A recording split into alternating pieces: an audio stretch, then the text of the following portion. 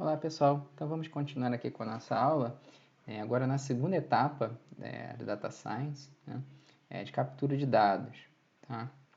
Assumindo aqui que na primeira etapa entendemos bem sobre o problema, revisamos a literatura, procuramos o que fazer, temos uma hipótese, tá? E agora estamos atrás dos dados. Tá?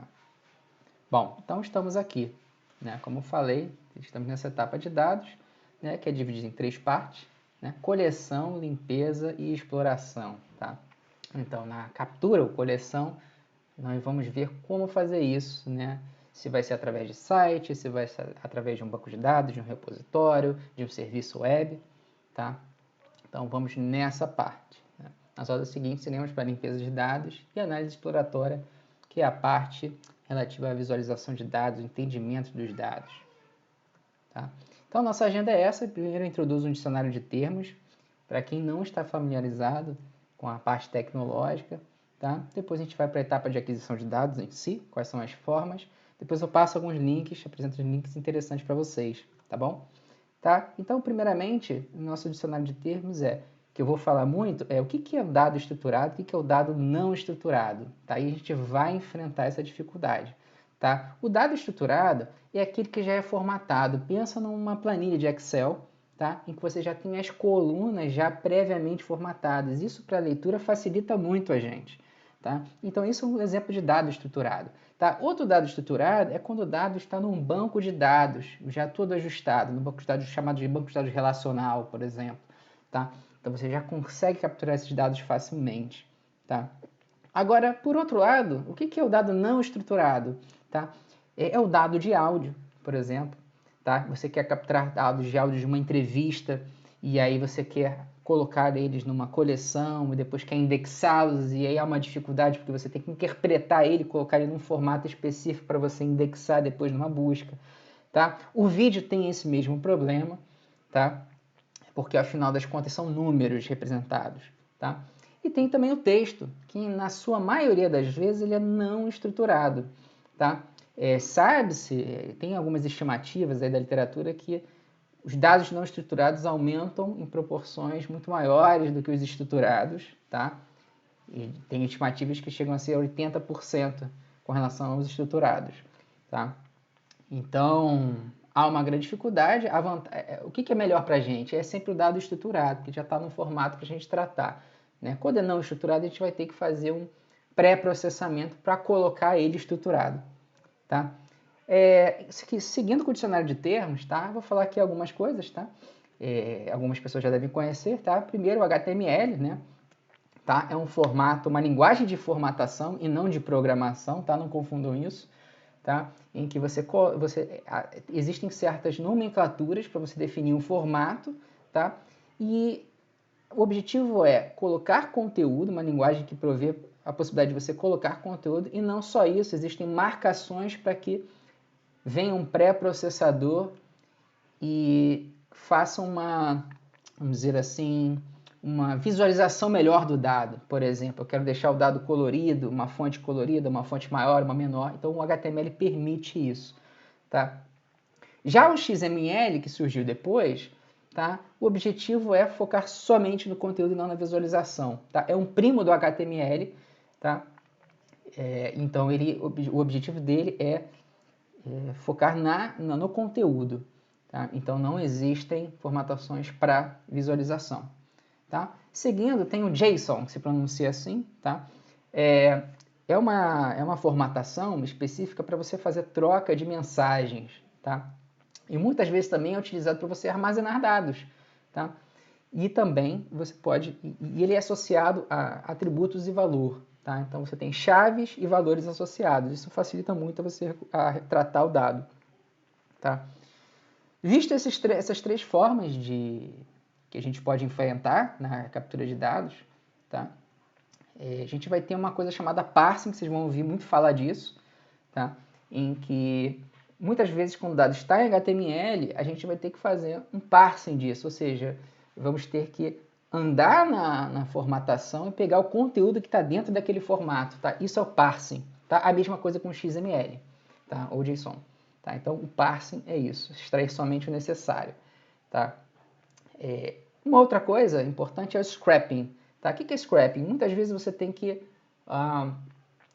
pegar o dado de um site em que muitas vezes é mais fácil você fazer a captura manualmente. Você tem que dar muitos cliques para acessar aquele conteúdo, tá? Se você consegue automatizar isso na navegação desse site para pegar esse conteúdo a partir de um bot ou de um agente, tá? Você está fazendo o scrapping, tá? Outra coisa, outro termo importante é a API, tá?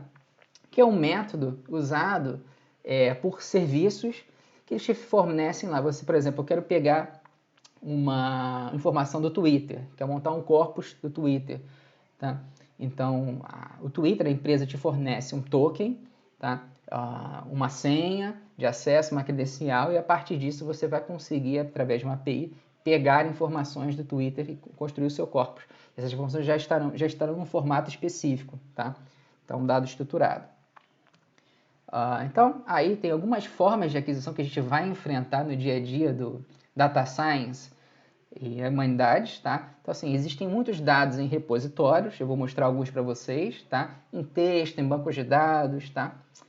E também existem dados em websites e serviços, tá? Claro, um repositório é um website, mas ele te fornece um conjunto de datasets, tá? O corpus, tá? Um website específico, tá? Ele já há necessidade, muitas vezes, quando ele não tem repositório, né, de você ter que fazer um scrapping ou usar uma API para capturar, tá? Bom, eu procurei separar aqui os repositórios por domínio, tá? Então, separei 4 domínios aí: direito, linguagens, história e miscelânea, tá? Que são domínios que eu venho trabalhando e eu acho que muitos alunos têm um perfil, né, de alguns desses domínios, tá? Então, no campo do direito, a gente tem aí um site dos Brasil, temos o portal STF, STJ para captura de dados, tá?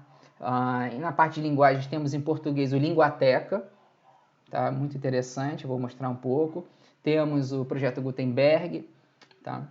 Na área de história, estou falando aqui, tem aqui o CEDIM, né? Centro de Documentação e Imagens da nossa universidade, tá bom? E em miscelânea, a gente tem milhares de repositórios como Kaggle, UCI e outros, tá? Bom, primeiro a falar é o Brasil, tá? Vocês podem acessar aí e vocês vão ver lá que ele permite você acessar consulta processual, jurisprudência, artigos, notícias, tá? Você pode selecionar ali se é por STF, STJ, TSE, tá? Nesse caso dos Brasil, você tem que navegar e fazer uma captura do dado manual. Nesse caso, geralmente a necessidade de fazer um scrapping, tá? Que é o que eu tenho feito num grupo de pesquisa, tá? Nessa parte. Então, esse é um exemplo. Por mais que vocês estejam vendo aí uma formatação prévia do site, para você automatizar uma captura, muitas vezes vai exigir um scrapping, tá? Um outro repositório é o Linguateca, muito bacana, tá? Ele contém, por exemplo, ele reúne vários, a gente chama de corpos também, né? De obras, tá? De diversos autores ou coletâneas. Por exemplo, a gente tem o Colônia, tá? Com tamanho de palavras aqui do Colônia com 5 milhões de palavras, em torno de 5 milhões de palavras, 284 mil frases, tá? Com obras do século XVI e XX, tá? Temos um corpus brasileiro aqui com palavras de português de vários gêneros, tá? Temos notícias, corpos de notícias de Folha de São Paulo, tá? De épocas distintas, 1994, 95. Então, conseguimos fazer trabalhos em vários recortes do tempo, conseguimos estudar autores, tá? Tudo com esses repositórios eles facilitam muito, porque a gente pode entrar, capturar eles e já estão no formato pré-definido, estruturado, tá? E o interessante é que é um trabalho feito por linguistas, então muitos desses conjuntos de dados estão já anotados, por exemplo, em classes gramaticais, gênero, né? E coisas mais até, alguns até com informação semântica, tá? Temos também o repositório do CEDIM, outro exemplo, tá? Em que, por exemplo, a gente no repositório do CEDIM você tem todas as notícias do Correio da Lavoura, um jornal conhecido da Baixada Fluminense, um dos principais jornais, que conta a história da Baixada, então isso é de grande valia para quem estuda a Baixada, tá? Então também é interessante, né, fazer uma captura de dados desse tipo para processar e tal, tá? Agora, saindo dos repositórios e indo para o website, temos as APIs, está aqui um exemplo, tá, já estruturado, do Twitter, né? Então você entra lá, faz o seu cadastro, você tem que dizer o objetivo, por qual motivo você quer usar essa API, tá? Se é um projeto de pesquisa, se é para comercial, enfim, você tem que dizer isso, tá? E depois você faz o seu script, tá? Já tem o script pronto disso. E para fazer a captura. E nesse script você tem que passar um token que eles vão te dar, um acesso de um password, tá? Para você fazer essa captura, aqui é um exemplo de saída, tá? Em texto, em que ele faz uma busca por um nome dele lá. E aí você tem todos os tweets relacionados ao nome, tá? Saindo de APIs, tá? A gente vai para scrapping, né? Ou seja, é um garimpo, né, que a gente vai fazer dentro do site, simulando a navegação humana, tá? E aí a gente sempre tem algo que a gente tem que navegar dentro do site, depois a gente vai converter para algo estruturado, por exemplo, uma planilha, tá?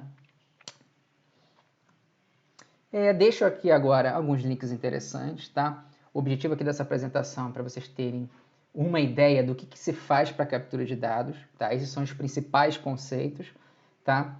E aqui eu estou servindo como um guia para vocês do que a gente vai fazer, tá? Vamos fazer algumas tarefinhas em cima disso, tá? E aqui tem uns links interessantes para a gente trabalhar, tá? Muito obrigado, até a próxima.